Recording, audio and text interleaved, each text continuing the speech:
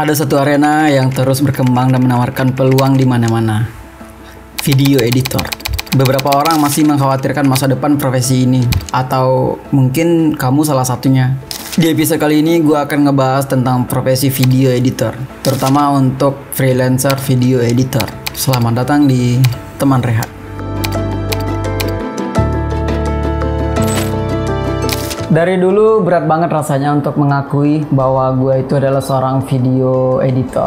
Karena gue tahu karya gue masih terbatas dan gak seciamik konten-konten video editor ataupun videografer yang lainnya. Tapi realitanya videografi adalah ladang utama gue untuk mencari penghasilan gue. Bahkan satu-satunya sumber penghasilan gue adalah dengan membuat video. Berawal dari gue bikin konten di YouTube gue sendiri, film pendek, video tentang pemerintahan ataupun tentang corporate, video ads, komedi, sketsa, dan lain sebagainya. Sampai akhirnya gue memberanikan diri untuk memutuskan sebagai freelancer videografi. Dan kenapa ya gue bisa nekat untuk ngambil freelance? Sebagai freelance pemula atau freelance prematur, tentunya ada banyak pertimbangan kenapa gue bisa memutuskan untuk masuk ke dunia freelance. Salah satu pertimbangan gue adalah buat yang pernah baca buku Robert Kiyosaki tentang cash flow quadrant. Nah, freelance itu ada di kuadran S, yaitu self-employed. Gue mengartikan bahwa setelah menjadi employee, gue itu harus menjadi self-employed. Mungkin setelahnya gue akan bikin bisnis gue sendiri, dan next stepsnya gue akan menjadi seorang investor sesuai dengan kuadrannya. Gue juga nggak tahu ya. Tapi gue belum niat ke situ kok. Nah, di sini gue tidak akan membahas tentang cash flow quadrant itu karena itu bukan bidang gue. Mungkin teman-teman bisa nonton video teman gue, itu pernah membahas tentang cash flow quadrant itu. Teman-teman bisa cek aja di channelnya Ainurin. Gue juga belajar dari kontennya dia kok, karena kebetulan itu adalah video hasil editan gue.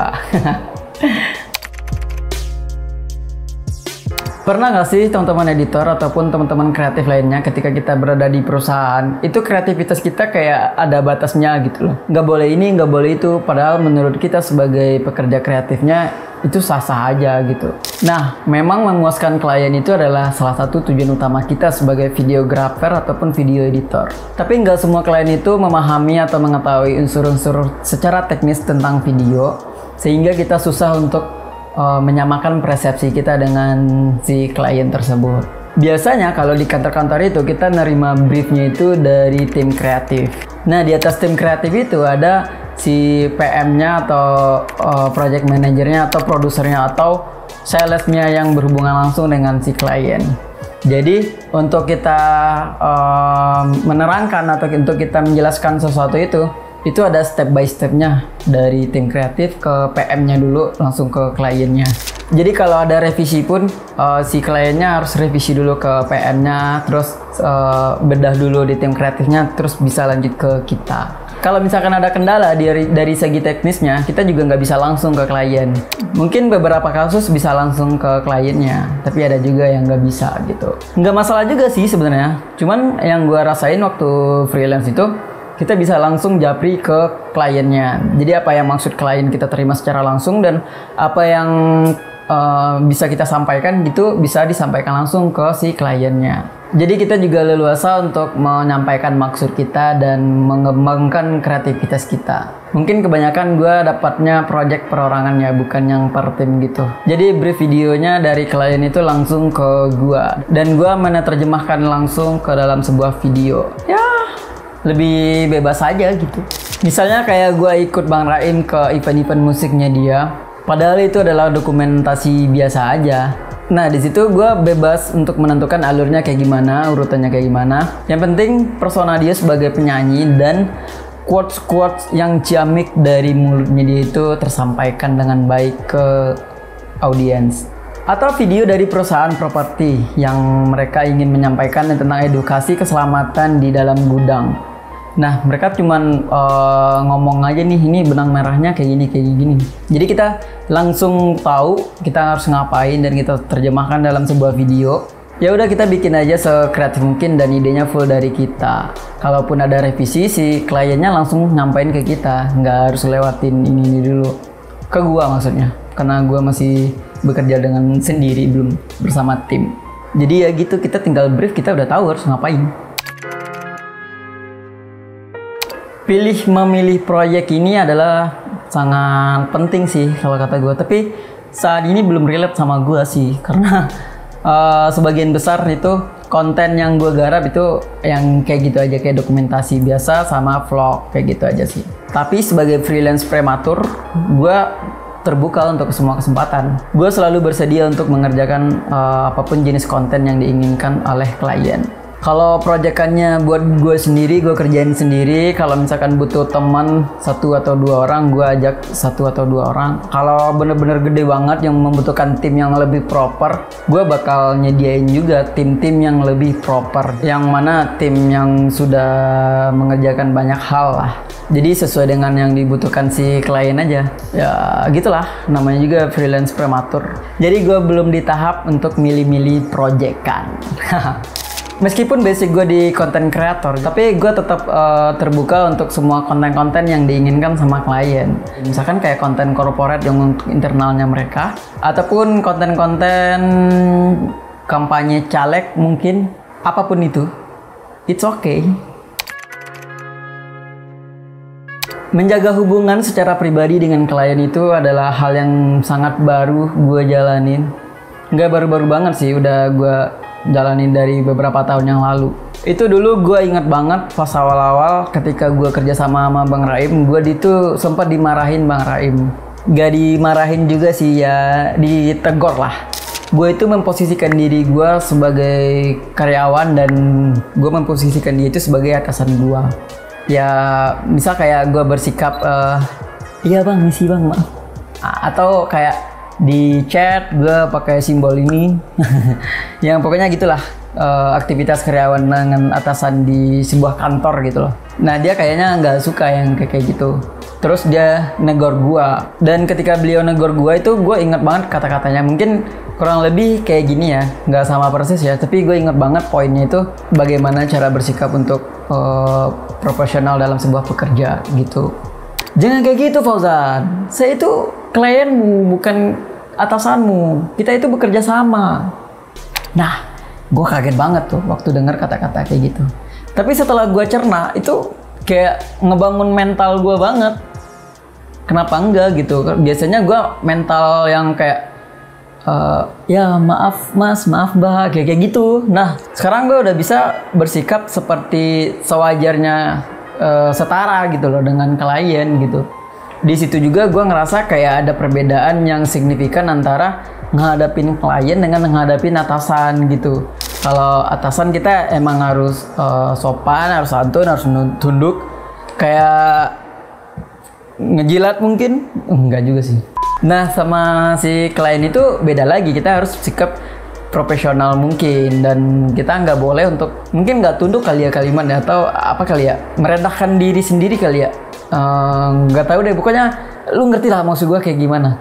Di dalam kesetaraan itu, gue lebih leluasa untuk menyampaikan maksud gue. Kalaupun gue salah dan nggak apa-apa, itu klien kita dia nggak akan marahin kita, kecuali kalau kesalahan kita fatal gitu, dia nggak akan menilai kita juga. Paling kalau menilainya kita nggak dipakai lagi. Dan ketika kita menyampaikan sesuatu, kita juga nggak ada beban dan tekanan dari yang namanya atasan kita gitu loh, karena kita mempresentasikan diri kita sendiri ke si klien. Kita lebih tahu produk kita lebih tahu kelemahan dan kelebihan kita, dan kita mempresentasikan itu tanpa beban gitu. Ya paling bebannya kita deal atau enggak gitu doang. Sebagai namanya freelance, itu dalam bahasa Indonesianya pekerja lepas ya. Mungkin ini bukan suatu profesi yang baru ya, dari zaman-zaman dulu udah ada sebenarnya freelance itu. Mungkin yang tukang kayu, petani, atau tukang kebun, dan bahkan sekarang yang banyak ojol-ojol atau taksi online itu, mereka kalau dipikir juga freelance, cuman beda di bidangnya aja gitu. Karena kita ini adalah pekerja lepas dan nggak ada jam kerja yang ditetapkan, jadi kita mempunyai waktu yang lebih luang daripada teman-teman kantoran lainnya. Mungkin ada aja yang padat ketika banyak proyekan yang masuk, tapi nggak selamanya ada proyekan. Tentu ada waktu luangnya.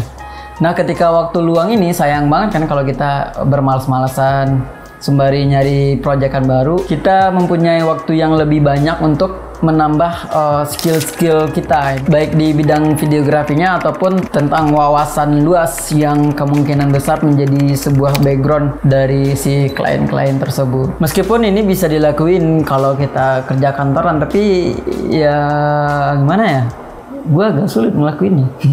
Mungkin hal-hal seperti ini yang susah dilakuin kalau gue masih kerja di kantoran. Mungkin bisa aja sih, tapi nggak seleluasa inilah.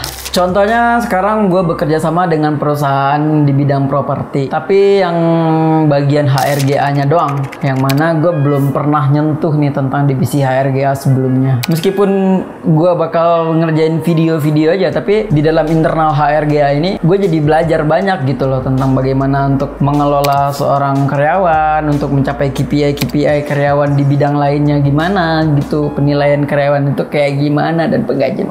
Karena dengan wawasan yang gue dapatkan itu mempermudah gue untuk berkoordinasi di konten-konten selanjutnya. Selain itu juga menjadi wawasan baru yang mana bakal menjadi bekal kita ke depannya.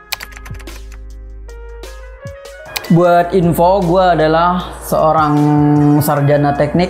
Gue jurusan teknik sipil di salah satu universitas di Depok. Tapi sekarang gue berprofesi sebagai video editor. Karena gue suka video dan juga merupakan hobi gue, jadi gue mempelajari video ini udah sejak duduk di bangku SMA. Gue belajar secara otodidak dan have fun. Ketika gue udah lulus kuliah, ternyata video ini adalah menjadi profesi utama gue. Dan ketika sudah menjadi sebuah pekerjaan, rasa funnya itu agak berkurang gitu. Karena pastinya ada unsur tekanan dan unsur jenuh di dalamnya. Itu adalah hal yang wajar sih sebenarnya, karena itu adalah kegiatan kita sehari-hari.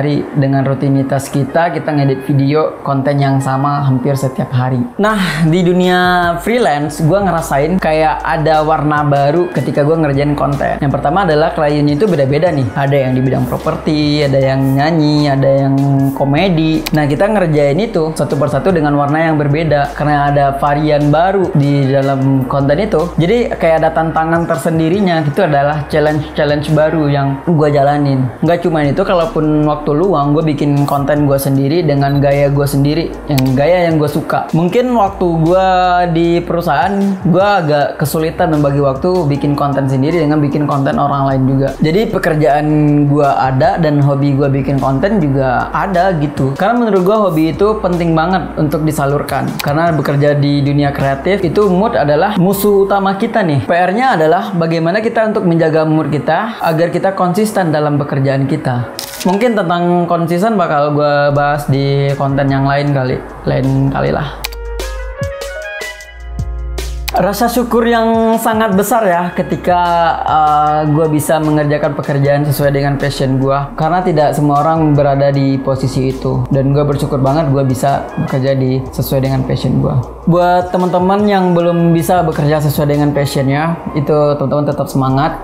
Kalau teman-teman tidak bisa memilih pekerjaan sesuai dengan passionnya, cobalah teman-teman jadikan pekerjaan teman-teman itu sebagai passion teman-teman.